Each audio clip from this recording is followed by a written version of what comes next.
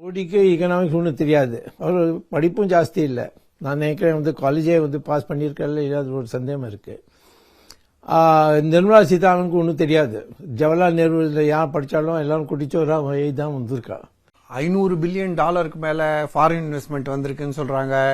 ஜன்தன் கணக்கு மூலமா எல்லாருக்கும் நேரடியா சப்சிடி கொடுக்குறீங்க. நீங்க நிர்மலா சீதாராமன் சொல்லுங்க, என்னோட டிபேட் பண்ணுறதுக்கு உங்களோட டெலிவிஷன்ல வருவாளா?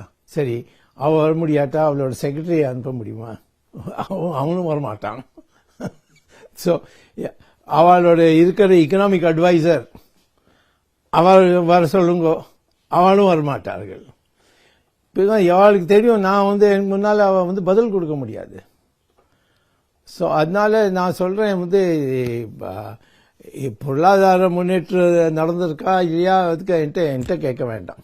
நான் சொல்கிறேன் ஒன்றுமே நடக்கலை. வேலையில்லாத திண்டாட்டு பெருசாக இருக்குது.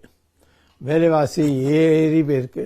நீங்க எப்படி வித்தியாசமா அதுக்காக நான் புஸ்தகம் எழுதியிருக்கேன்னு, ரீசெட்னு ஒரு புஸ்தகம் நான் பண்ணியிருக்கேன். அதை நான் பெருசாக விவரம் கொடுத்துருக்கேன். அதில் எது மாதிரி செய்யணும்னு.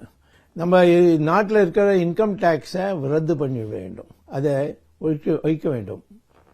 0 இன்கம் டேக்ஸ் பண்ணுறதுக்கு உங்களுக்கு தைரியம் உண்டா? இல்லையே. இன்டைரக்ட் டேக்ஸ் இருக்கே, சேல்ஸ் டேக்ஸ் இருக்கே, பல விதமான டேக்ஸ் இருக்கு. இன்கம் டேக்ஸ் எதுக்கா? ஏன் இன்கம் டேக்ஸ் ஒரு பிரச்சனைன்னா, உங்களுக்கு எல்லாத்தையும் தயார் பண்ணி அந்த ஆஃபீஸருக்கு எழுதி கொடுக்க வேண்டும். அதில் ஊழல் இது ஆகி எல்லாம் டேக்ஸே கொடுக்கறது இல்லை. ஆஃபீஸருக்கு பணம் கொடுத்து லஞ்சம் கொடுத்து மேட்டர் ஓவர். ஸோ அதனால இன்கம் டேக்ஸ்லேருந்து எந்த காசு எந்த ரெவென்யூ வருதோ அது மக்கள்கிட்ட நீங்கள் கொடுத்தீங்கன்னா அவள் அதில் இன்வெஸ்ட்மெண்ட்டில் அந்த பணத்தை வச்சு எக்கனாமிக் க்ரோத் பண்ணலாம். இல்லாட்டா அதை ஒரு பில்டிங் பண்ணலாம்.